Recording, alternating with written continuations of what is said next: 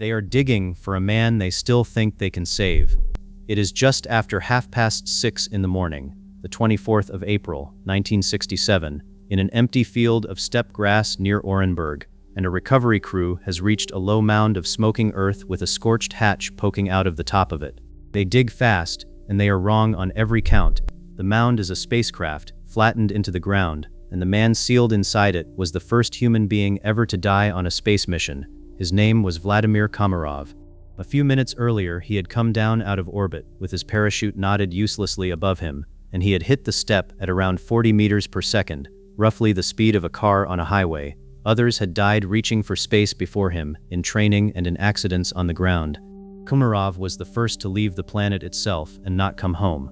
And here is what makes this different from an accident. The reason people still argue about it almost 60 years later. Komarov did not walk to that rocket in ignorance. He had been told the spacecraft was not ready.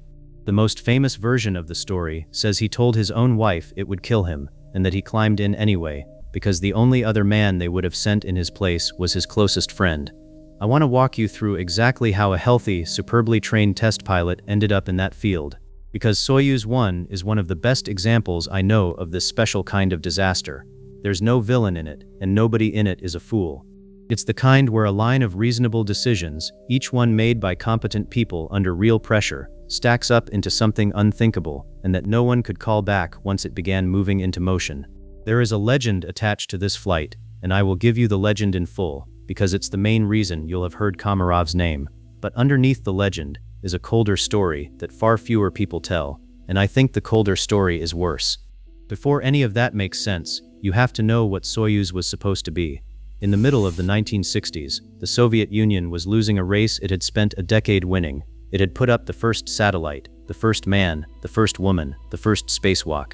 And then when Americans decided to commit to the moon, the gap started to close and then reverse. Soyuz was the answer. It was a strikingly advanced machine, a spacecraft that could change its own orbit, hunt down another vehicle, dock with it, and eventually carry cosmonauts around the moon. Everything that has flown a Russian crew to orbit for the last half-century is a descendant of it. The bones of the design were brilliant, but the man who had made the Soviet program brilliant was gone. Sergei Korolev, the chief designer who had driven every one of those firsts, went in for what was supposed to be routine surgery in January of 1966 and died on the operating table.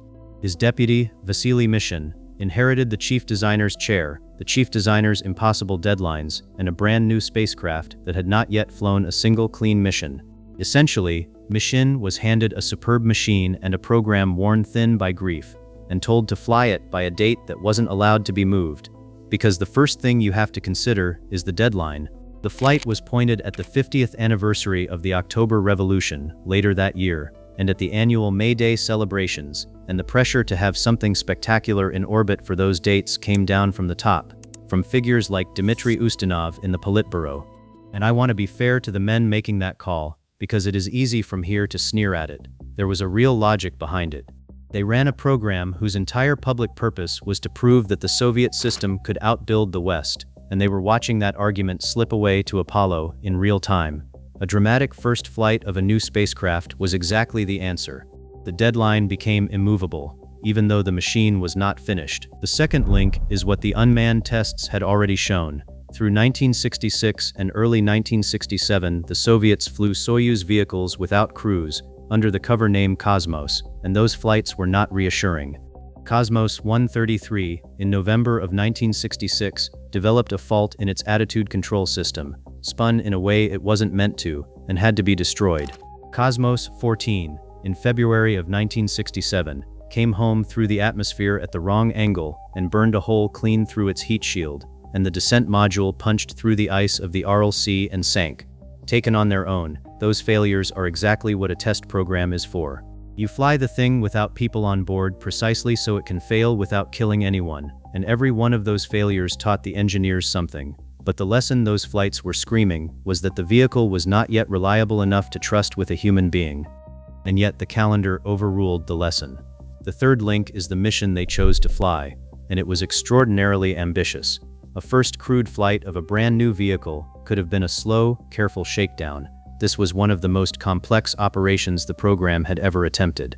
Komarov would go up first in Soyuz 1. The next day, a second crew of 3, Valery Bykovsky, Yevgeny Krunov, and Alexei Yeliseyev, would launch in Soyuz 2. The two spacecraft would find each other in orbit and dock.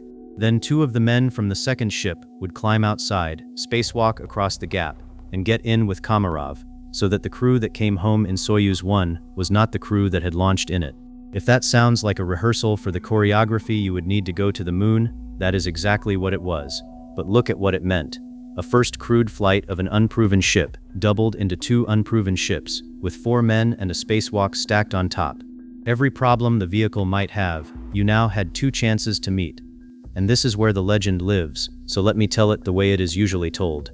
The story goes that the engineers and cosmonauts closest to the program knew how dangerous this was, and that a group of them compiled a report, and that the report listed 203 separate faults in the spacecraft, serious problems that needed fixing before anyone flew it. As the legend has it, nobody wanted to carry that report upward, because in that system, the man who delivered bad news was often the man who got blamed for it, and the job eventually fell to a KGB officer close to the cosmonauts, who passed it on, and whose only reward was to be pushed out of the space program for good. And the darkest part of the legend is about the 2 friends. Yuri Gagarin, the first man in space, the most famous human being on the planet, was Komarov's backup for this flight. The story says Gagarin understood the mission was a likely death sentence, and that he tried to get himself put in the capsule instead. Some say to force the launch to be cancelled, some say to take the bullet himself. And it says Komarov refused to step aside, because if he did, Gagarin would have to fly, and Komarov would not send his friend to die in his place.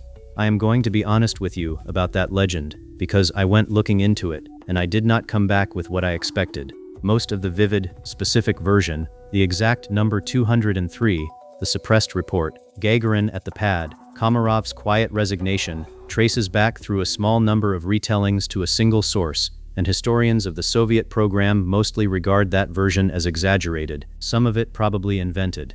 I wanted the sacrifice story to be true. It is magnificent, and it is terrible, and the real record is far thinner than the internet lets on. What it does support is quieter, and honestly sadder in a more ordinary way. There were real, serious doubts about the spacecraft. Experienced people did not think it was ready. Gagarin was the backup and was at Baikonur. And the doubts, whoever raised them and however loudly, did not stop the launch. You do not need the 203 to feel the weight of that. You need only the fact that the people who knew the machine best were afraid of it, and it flew on schedule anyway. The 4th link is the one almost nobody outside the engineering histories ever mentions, and it is the one that changed how I see the whole disaster. Before launch, both Soyuz spacecraft were coated with a thermal protective layer and then placed in high-temperature chambers to cure that coating. The parachute containers, the metal canisters that hold the folded chutes, were in place during that process, and they were left uncovered. And the interiors of those canisters picked up a coating of their own, a rough, hardened film across the surfaces the parachute has to slide against on its way out. There was nothing careless about it. It was a manufacturing step that looked completely routine, carried out by people doing their jobs exactly as they understood them. And here is the detail that turns it from an error into a horror. The test vehicles, the ones used in the drop tests where they threw the descent module out of aircraft to prove the parachutes worked, did not go through that curing process, so the parachutes passed every test. They cleared each drop because the test articles never carried the defect that the flight articles did. The one thing that would kill Komarov was, by the design of the test program itself, invisible to the test program. I want to stop here, at the middle of this story, because this is the point I keep coming back to. The moment those canisters came out of the heat, weeks before Komarov ever put on a suit, Soyuz 1 could no longer land safely. Nothing that happened in orbit would cause that, and no decision Komarov made or failed to make would either. The thing that was going to kill him was already inside the spacecraft, cured onto the walls of a canister, sealed up, invisible, and permanent. And I find this truly hard to shake, because of everything it makes not matter. Komarov, being one of the best pilots in the Corps, could not change it. Neither could the real brilliance the ground control team would improvise once the flight fell apart. He would go on to get the single hardest part of the whole flight exactly right, and even that could not change it. Once that parachute was packed the way it was packed, the flight had one ending, and it had already happened in a factory. The launch, the orbits, the crisis, the fight to bring him home, All of it was the playing out of a verdict that had been reached weeks earlier and could not be appealed. So let me tell you what actually happened up there, knowing what we now know was waiting for him. Soyuz 1 launched in the small hours of the 23rd of April, 1967, and almost immediately it began to come apart. One of the two solar panels failed to unfold. That left the spacecraft with roughly half the electrical power it needed, and it got worse, because the stuck panel also blocked some of the sensors the vehicle used to know which way it was pointing. Komarov could not get the ship to hold a stable orientation. He tried everything. There are accounts of him banging on the hull with his boot to try to shake the panel loose. Nothing worked. The mission that was supposed to be a graceful orbital ballet had become a man alone in a crippled machine, fighting just to keep it pointed the right way, watching his power drain. On the ground, they made the first good decision of the whole affair. They canceled Soyuz 2. The official reasons involved the weather and the state of Komarov's ship, and there was even talk that the second crew might go up to help, but the launch was scrubbed. And this is the part that I think is the strangest, cruelest twist in the entire story. Remember that both spacecraft had been through the same curing process. Both had the same ruined parachute canisters. If Soyuz 2 had flown, its three men, Bykovsky, Krunov, and Yelisiev, would very probably have come home the same way Komarov did, which means the very failure that doomed Komarov, the stuck solar panel that wrecked his flight, is most likely the reason three other men are alive today. The disaster that killed him saved them. I do not know what to do with that, and I do not think anyone is supposed to. With the mission gone, the only goal left was to get Komarov down alive, and the ground team went to work on a problem he had not been trained for. With his orientation system half-blind, he would have to line the spacecraft up for the re-entry burn largely by hand, hold it steady through a maneuver that is unforgiving even with everything working, fire the engine at exactly the right moment for exactly the right duration, and do it all while flying a ship that did not want to cooperate. They talked him through it, and he flew it. He brought that crippled spacecraft down out of orbit, through the part where most things go wrong, and got it into the atmosphere on a survivable path. By any measure of piloting, it was a save. And then, at about 7 kilometers up, the drogue parachute came out, the small chute whose only job is to pull the big main chute out of its canister behind it, and the main chute would not come. The drogue pulled with the force it was built to pull with, around 1,500 kilograms, and the main canopy needed something closer to 2,800 to drag it past that hardened film and out into the air, and the numbers simply did not meet. Komarov, or the automatic system, released the reserve chute. It tangled with the drogue still streaming above it, and it never opened either. So the descent module fell the last several kilometers, with nothing to slow it but a knot of fabric, and it hit the step at around 40 meters per second. The soft landing rockets, the little engines meant to fire a moment before touchdown to cushion the landing, detonated on impact instead, and the wreck caught fire. That is the smoking mound the recovery crew found. There is a piece of the legend that belongs right here, and I will give it to you plainly. The story goes that as he fell, Komarov was heard over the radio raging, cursing the men and the system that had put him in that spacecraft, screaming that they had killed him. It is one of the most quoted moments in all of spaceflight, and I understand exactly why. If it were true, it would be the most human sound imaginable, a man who did everything right, betrayed by a film of glue in a canister, telling the people responsible precisely what they had done. But that recording, and the words people put in his mouth, are disputed at best, and possibly embellished, built up over the years out of second-hand sources. I would rather leave his last words where the evidence leaves them. What we can document instead sent chills down my spine. The official cause of death was recorded as multiple injuries to the skull, spinal cord, and bones. That is the language the record uses. Make of the silence around it what you want. So here is the whole chain, one cause at a time. In a story this tangled, naming the causes separately and in order is the only thing that brings any clarity to it.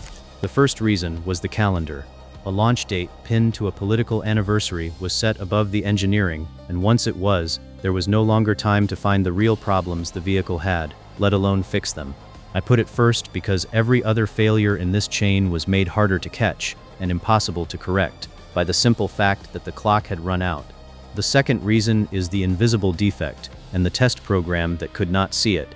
The parachute was doomed by a routine manufacturing step, and the drop tests that were supposed to catch exactly this kind of failure never could, because the vehicles they tested did not carry the flaw. A safety process blind to the very thing that kills you is a structural failure of the worst kind, and it is why the disaster was, in the most literal sense, unforeseeable to the very people who would have wanted most to foresee it. The third reason is that they flew a crew before the machine had earned it. 2 unmanned flights had already failed in serious ways, and the honest reading of those failures was that the vehicle needed more time without people aboard. Committing a cosmonaut to it when they did was a decision to accept a level of risk the test record did not support. The fourth reason is the one the legend gets at, even where the legend gets the details wrong. The people closest to the spacecraft had real doubts, and there was no path for those doubts to stop the launch. Whether or not there was ever a report with a number on it, the deeper failure was a system in which the people who could see the danger had no safe way to act on it, because raising it too loudly was a reliable way to end a career. The fifth reason is the shape of the mission itself. The choice to make the first flight of a new spacecraft into a 2-vehicle, 4-man, docking and spacewalk operation multiplied every risk the program was already carrying. It is only the accident of a broken solar panel that it multiplied the survivors instead of the dead. Now I want to be generous, and I want to be clear that the generosity is the whole point here, the most important part of the whole thing. No one in this story set out to do harm. The engineers who designed Soyuz built a spacecraft so fundamentally sound that its descendants are still carrying human beings to orbit right now, which is not something you can say about almost any machine from the 1960s. Mission took over a program in mourning, on a schedule he did not set, for a vehicle he did not have time to perfect, and he has been blamed for a great deal that was decided above his head. The ground controllers, who talked Komarov through a manual re-entry he was never trained for, did work that saved lives, and very nearly saved his. Even the people holding the deadline were carrying out the job their system was built to demand. Every one of them, in his own place in the chain, was acting on a defensible reason, and a man still died, which is exactly why this kind of failure frightens me more than the kind with a villain in it. There was nobody to stop, because nobody was doing wrong, they were all just playing their part. The lesson the whole affair teaches is not complicated, and it is not new, which is the depressing part of it. When a schedule is allowed to sit above technical readiness, and the people who understand the machine cannot overrule the people who own the calendar, careful and capable organizations end up killing their own people. The fix to the hardware was real. The parachute container was redesigned, the packing was changed and photographed at every step, and Soyuz did not fly another crew for 18 months while the vehicle was made right, and it worked. The machine that killed Komarov became, over the decades that followed, one of the most reliable ways human beings have ever found to reach orbit and come home. The canister was the kind of problem you can close out with a new drawing and a camera. The thing that put a crew on top of it, before the drawing was ready, is not, and it has turned up in program after program since, under other flags and on other machines. Every time a countdown was allowed to matter more than a warning. The steppe near Orenburg is quiet now. There is a monument out there, set at the place where the descent module came down, on open grassland a long way from any city, marking the ground where the first person to die reaching for space came back to it. Komarov was given a state funeral. What the fire and the impact had left of him was displayed in an open coffin in Moscow, and the officials of the program filed past and looked. You will hear that Komarov demanded that open casket, so that the men who sent him up would have to see what they had done. While I cannot find that he demanded anything of the kind, I think it is one more meaning we have laid on him because we need his death to carry one. The open coffin was real, and so is the photograph of it. Whether he chose it, we do not know. His ashes were placed in the Kremlin wall. He was 40 years old when he came down in that field, and the reason he was up there before the machine was ready was never really a question of hardware. That part got fixed. What put him on top of it was a decision made under pressure by people watching a calendar, and that kind of thing does not stay fixed. If you want more stories like this one, the buried machines and the quiet catastrophes and the people the official history filed under the wrong word, that is what I do here, and there are far more of them than you would ever guess. Subscribe, and I will keep bringing them to you.